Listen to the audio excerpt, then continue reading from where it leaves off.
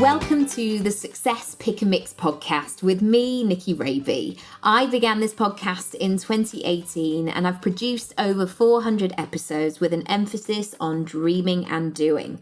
But I know there is so much more to building a business and life that you love.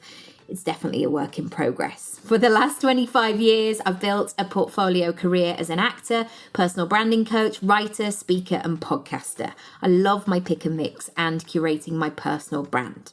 I want to support you to create success on your terms. I've helped over 1,000 people to build a personal brand, and yes, I will be sharing with you business strategies around planning, packaging, presenting, and propelling your personal brand. But there is so much more to my work than that. I'm not interested in formulas, templates, or sleazy pants sales techniques. You know the ones. Instead, how would it feel to do things your way that align with your personality, circumstances, and goals? I'm going to be sharing conversations with some of my favorite people who are creating success on their terms to provide inspiration and encouragement. Also, there will be mini episodes where I take you behind the scenes, sharing how-tos, my coaching toolkit, chats about mindset, money, building momentum, and all through storytelling. After all, my clients have been known to call me the Queen of Analogies. So, thank you in advance for spending some time with me. Feel free to subscribe to be notified of the next episodes and follow across social media at Nikki Raby. You can catch up on previous episodes via my website, nikkiRaby.com, and also pick and mix, if you like, from my freebie shop. Right, let's crack on and start today's episode. Hello, it's Nikki and welcome to a brand new episode. I'm so thrilled that you're here. As always, thank you for spending some time with me. I was just having a look at the stats actually of the podcast, behind the scenes peek or what, but I am thrilled that it's really just growing at the moment and ending up in lots of different ears all around the world. So thank you if you've mentioned it, if you've shared it. I really appreciate it. Thank you so much. Today is a biggie, and I'm going to be talking about this in terms of a series, and as always, it's usually coming from personal experience. And I wanted to share some tools that I have honed as a coach and the theory, the science of it, the actual studying to do this, but also trying on many different things in my own life. And working with so many different clients over the years, I've really been nimble in terms of my practice and the way that I've been meeting people. Because regardless of, how society might just say, all women love this, it's not exactly true. We are very, very nuanced. So I guess my toolkit that I bring to the table, of my life, but also whenever I start working with somebody new, it's really flexible and it's always growing. And I always feel like it's like a curator, I guess, maybe a fashion designer who will have those key pieces that will always define her. But then there might be something that they go back into the vintage collection and they pull out and they say, with this and with this is going to work really well. So I really love challenging myself in that way and making sure that I'm keeping things fresh and I'm really working them in different ways. So today you're probably going to need a pen and a paper and to take notes. And if a pen and a paper or, a perfect journal is not the way for you, make it work for yourself. So whether that's you want a voice note or you want to scribble something in the notes section, maybe you want a pad by your bed that you want to write down, maybe you want to stick something on the fridge, maybe you want to make your own kind of chart, or maybe you don't want to do anything at all. Maybe you just want to see how this series, I guess, lands the first time, and then maybe you want to go back later. As I say, this is exactly for you to use and work exactly how you want it to. So let's talk about this work and life check-in.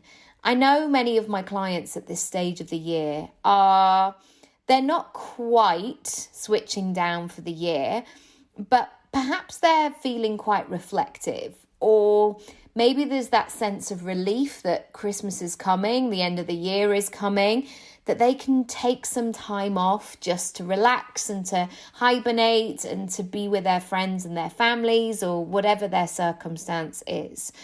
And I know many of us are very tired at the moment. And I know that when we see self-development, we almost see it as something that we do in Bali, or that we go to a big conference center, or we have to have a week of working on ourselves in a silent situation to be able to find the answers that we want. But I want you to give yourself permission to meet yourself where you are right now, and to know that the answers are actually just behind a little door.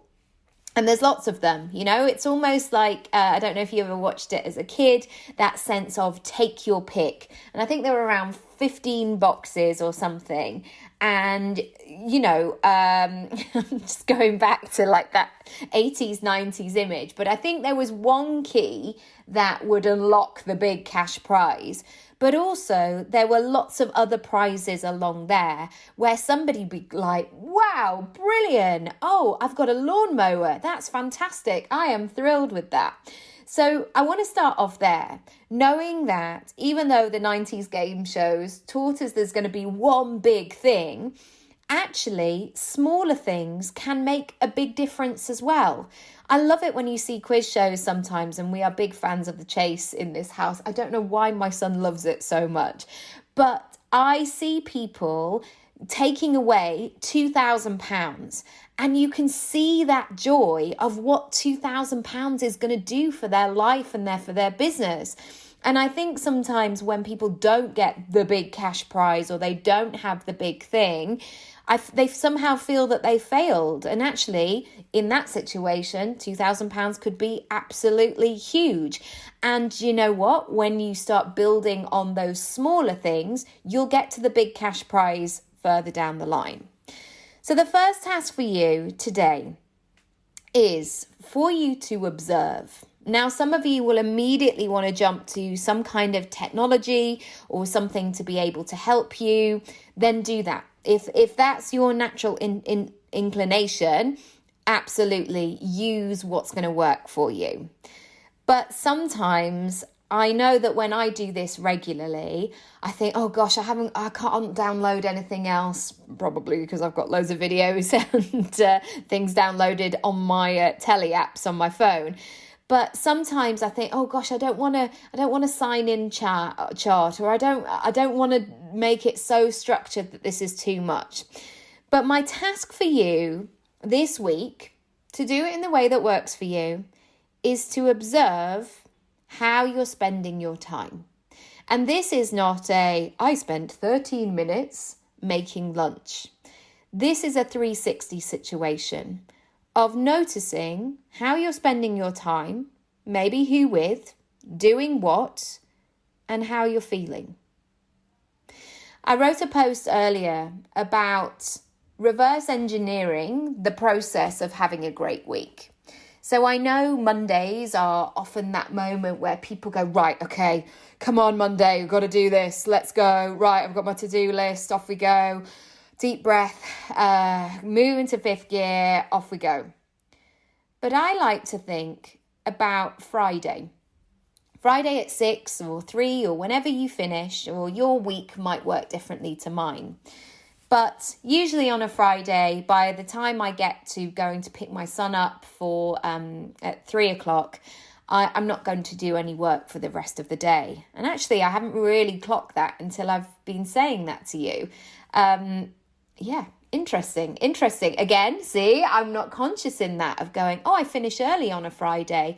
I move into a switch out situation. So observing how you're spending your time is going to reveal lots of answers. And I will warn you gently, you might be surprised by some of those answers of how long things are taking, or actually what you're doing, and then having the realization, oh, that's how I'm spending my time So no wonder there is a disconnect in this area. Because I know that I can really convince myself of things like I'm so busy, I'm doing all of the things, but I have to be really careful that I don't just get busy. That actually the things that I'm doing really light me up, and lots of the things are in alignment with my agenda. Now, that's not to say I won't put my name down to sell cakes on the cake stall or help out at various things or make my partner dinner or look after my kids or anything like that. But I do have to be careful that I am actually being very conscious about how I'm spending my time. So here's a phrase that I use that stops me in my track. I almost like to give it a little character of, I'm just having a look round, love. I'm just having a look round. Because for me to do some kind of tracking sheet or technology, sometimes it's just another thing. And actually, it's another piece of responsibility. So if I get stuck, or if I feel like I've ended up down a YouTube scroll hole and I'm not really sure how I got there, I bring in this character of just having a look round, love. Because it stops me. It usually brings a bit of a smile to my face of going, uh-oh, Nikki, you thought that you were working sitting at your desk and you're not. You're not. Or you've been faffing around putting off this one particular task that you could have done in 10 minutes. Why is there resistance here? So this sense of having an observing time is going to be really key to where you go next. The second thing I want you to be aware of is the structure of your life. And in this situation, I'm going to use a house as an analogy that can really help articulate this point. So when you are moving house, or you buy a house, or you rent a house, whatever it might be, or you're in interiors or something like that, a surveyor is somebody who will be checking out the fundamentals of that house. So how stable things are, the walls, the ceiling, is there a gas certificate? Is there a water supply? What are the drains like? Those kind of fundamentals that are essential to the upkeep of this house. And I want you to look at your life and your business here. And these might be two very different things that you want to have a little look at. But I want you to think about, in terms of your life, what are the key components of that? And these can be, I don't know if you've ever done this in terms of coaching work, but there's something called the wheel of life, where basically you draw a circle and then you section it off into small slices of pie, which are labeled elements of your life. So you might write work and career, you might write family, you might write health and well-being, you might write abundance and financials, you might write adventure, you might write fun, you might write partner, whatever those things might be to you. But it's really understanding what those fundamentals pieces are of you. Because I guess if you think about your own body, there is a reason for lots of different parts of your body so they can all work together to keep you healthy. And I think what we can do quite often is, because we can't see it and because we don't have that sort of tangible stuff that's going on, we can ignore huge parts of our life and just brush them to the side. And so today's invitation for you is to really look at what those different pieces of that pie of your life and your business, if you want to do that, because they'll probably be very different, and really check in and see what's going on there. So a couple of weeks ago, I thought I'd broken my ankle. I didn't, fortunately. It's still not quite right, but it's not broken. I can walk on it and it's all good. But when I was walking around afterwards, and certainly at the time when I did it, which was one of those things where I just fell off this like slopey bit of the pavement. I sort of twisted it and it kind of did this weird right angle thing. The following weeks from that, I was so in tune with my ankle to the point where I thought about the shoes that I was going to wear. I was really noticing the other parts of my body where I was compensating. My left knee started to feel a bit weird. I suddenly wasn't as quick at walking as I had been. My running had to stop. I really had to get comfortable in bed or on the sofa because I was accommodating for my ankle. I really started to increase my lemon juice intake and put lemon on my salads and in various things, because I remember a friend of mine who's a nutritionist, she always said how powerful lemon juice is as a healing quality.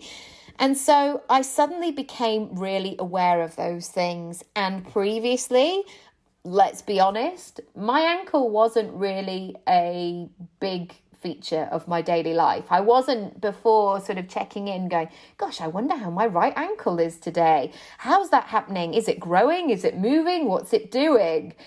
So it's been really interesting to use that as an analogy, and like with those fundamental parts of your life.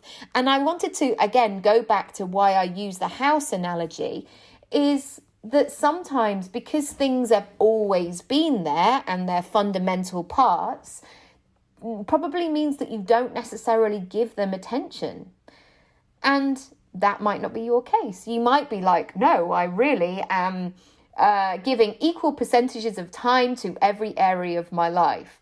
But if you're like me, you're maybe not. And I know last week my partner and I went out for 2 lunches and it was just the greatest thing, because going and having really nice food and having a chat and having some wine and all of that, it's one of our favorite things to do together.